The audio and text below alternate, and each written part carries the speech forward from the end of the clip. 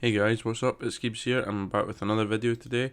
This is a much requested video and I'm glad to finally be able to bring it to you after endless testing on different formations and different styles. And I think I've finally got it right in terms of a good mixture between how Leipzig play and how the Football Manager engine perceives that. So, as I've already said, it is the Leipzig Nagelsmann tactic. I'm really excited to bring this one to you. As I said, it's been one that I've been working on pretty much since I started my tactical series, and I've never been able to perfect it. Looking at the way they play, the high pressing, the high conversion in the opponent's side of the pitch, the wing play with the two wing backs, a lot of it was really difficult to get right, I would say, in terms of having a good mix. But obviously now we've done really well. We're at the top of the table. We've drew one, lost one, and I will go over those because they certainly shouldn't have been draws or losses, and that's the great thing about this tactic, that I feel like with a little bit of improvement, as I always do, I've used the base squad, I've not made any signings. With a little bit of improvement in certain areas, I think that this tactic can certainly go unbeaten with Leipzig. I always stress this, these are tactics for the team, so if you bring in players that suit the team and improve it, then there's a good chance that you could go unbeaten with this one. But without any further ado, let's get into the tactic. So as you can see, guys, it's a 5-3-2 in concept. I did try a lot of 5-3-2s. I tried having a CDM, I tried having 3 flat midfielders, but for the pressing side of things and winning the ball really high up the pitch, this seemed to work best. So looking at the back three first, we'll look at Konate, Ampadu and Upamecano. So Konate and Ampadu are your ball playing defenders. They're your casual types. Konate's got really good passing range. Ampadu's got really good, he's really good at distributing the ball quickly. So we wanted him at the ball playing defenders cover. A big game that we took off a lot of inspiration for this was the Spurs game. When they were away from home at Spurs, and Ampadu played a great game as being that covering ball playing defender, and almost acts as that pivot, that deep pivot, which a lot of teams use. And here, Ampadu really done well at being back in the defence. And two wing backs, they'll bomb forward, get assists in, they'll join in the box at the end of attacks, just like Leipzig do in their own games. Angelino more than Mukiele will join in the box and the back post, and he's been very good so far this season that I've played. Nkunku and Leimer are the two most important roles in this team. Now, normally you'd think, Werner, the striker. But looking at these two, it was really important for that high press. Now, when you watch the two of these, Nkunku tends to play ahead of Olmo or Sabitzer, but it didn't really work. Nkunku's a very good player here, and he can drive forward with the ball, so we're playing him here as a box-to-box midfielder rather than Sabitzer, for that specific reason that he can carry the ball really well, and he scored some beautiful goals and get some really good assists from this position. So I felt that with how he's doing in real life, this was certainly a position that suited the tactic. As for Leimer, he's absolutely outstanding. You look at his tackle win percentage, 84% in the Bundesliga. He's got 86%, that's really good. And he's got very high passing percentage. Makes a couple of dribbles per game as well. And that is based off of winning the ball high up the pitch and just driving it in defence and then laying it off to Werner or Poulsen, who have been on fire with this tactic. And that is one thing I was especially excited about. As for Olmo, he plays in the holes and almost uses Werner to his advantage. As you can see, 12 assists to his name this season, very good in creating. But when we look at his instructions, roam from position, right? So we're having two pressing forwards. They're not always going to be forwards. They're going to go out wide. They're going to, drop deep. Even though they're in attack, pressing forwards are very versatile in how they move about the pitch. So Olmo used Werner especially as a big advantage in this. We're constantly switching with him. Werner would drop down into this kind of pocket as Olmo would push up, so you kind of had a diagonal 3. that worked really well, and it's why Poulsen is also on 18 goals for the season, because it was going out to Werner, through to Olmo, and across to Poulsen, and that's how a lot of his goals came. As for Werner, there's nothing to say here. Everyone knows him at this point. He's a top quality striker, and top goal scorer with 20 goals and 4 assists in 25 games, which is pretty good. The one that I was not sure about until researching this tactic was how important the role of this man would be, Dayot Upamecano.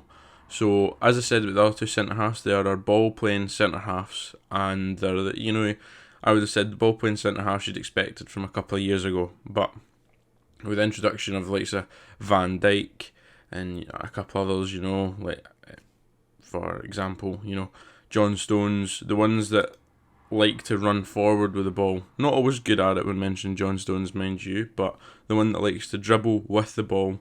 You see that with David Alaba at Bayern Munich right now, Akanji at Dortmund. There's a lot of players that do this well, and Upamecano is no different. So we'll just look at his edit instructions, and there's only one more I've added, and it's dribble more, but it makes such a big difference tactically in this moving forward.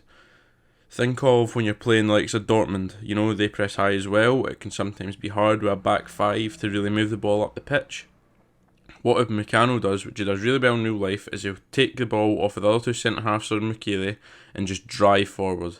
And, because of his pace, his power, he just drives, gets the ball off to midfielder. And I played most of the games on key highlights. I can't think of a game where I didn't have a key highlight of Upamecano just driving forward, and it'll probably say, he makes a decent amount of dribbles per game. Yeah, 2 games, 2 dribbles per game, but 0.94 dribbles per game for a defender in 17 games is pretty high. So very happy with how that turned out.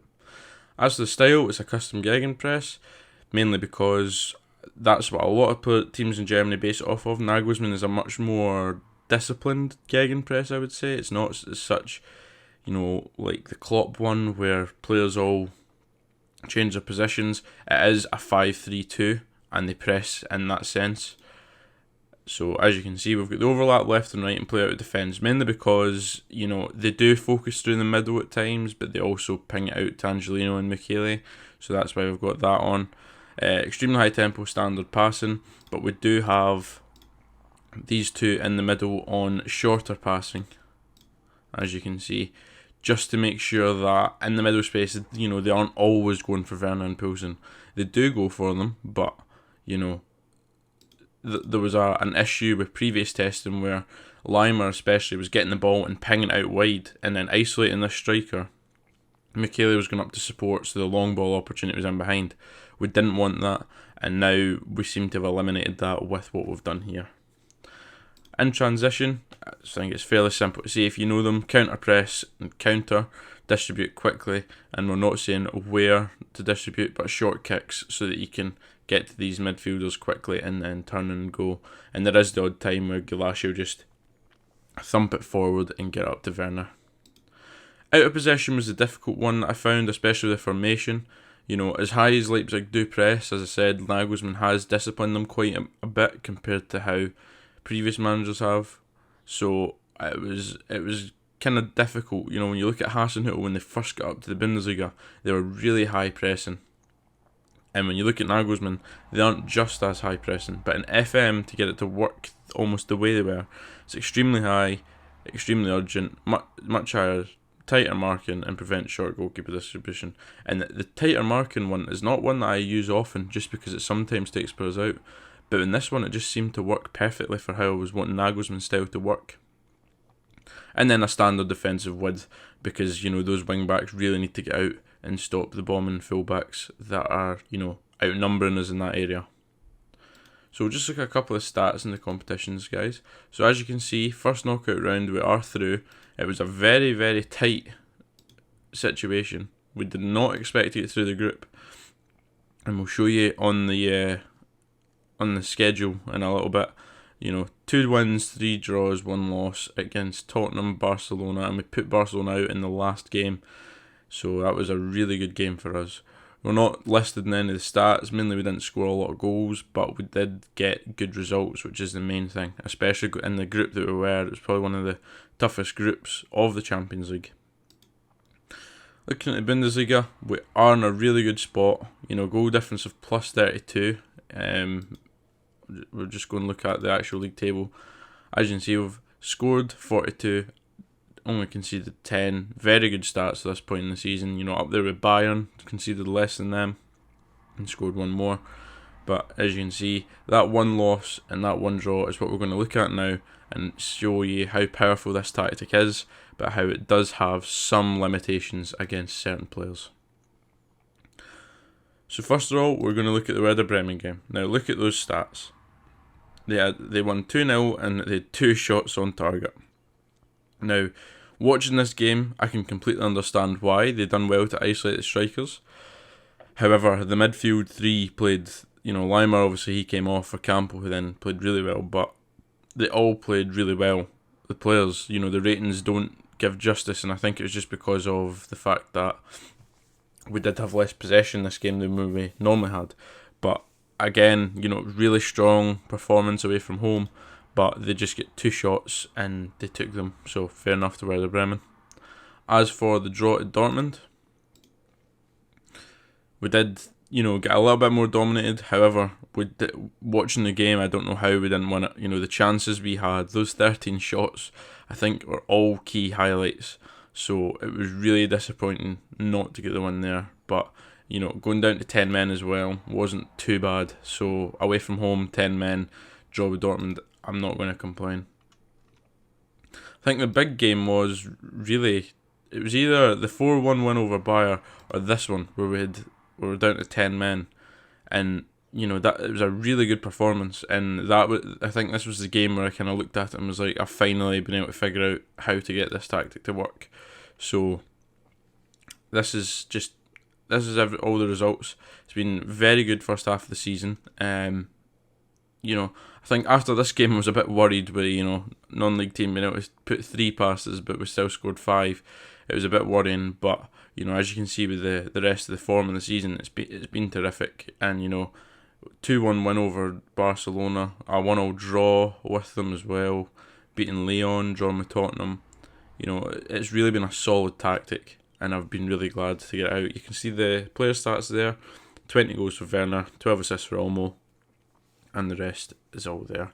I've had a few red cards. That is just due to how high the pressing is, how aggressive the team is. You have to expect red cards in this game, just with the way the match engine is. You have to expect it. So, looking at that, can't complain too much with 3 red cards in, about 25 games. So, happy overall.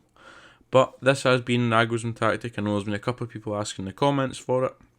There's a couple of people asking on Twitter for the Nagelsmann tactic, so I'm really glad I'm able to bring it to you now and in its best form. I have had decent seasons where I've been like 2nd, 3rd mid-season, but I really wanted to get one working where it was, dominating teams and getting lots of chances, and that's exactly what I've got here.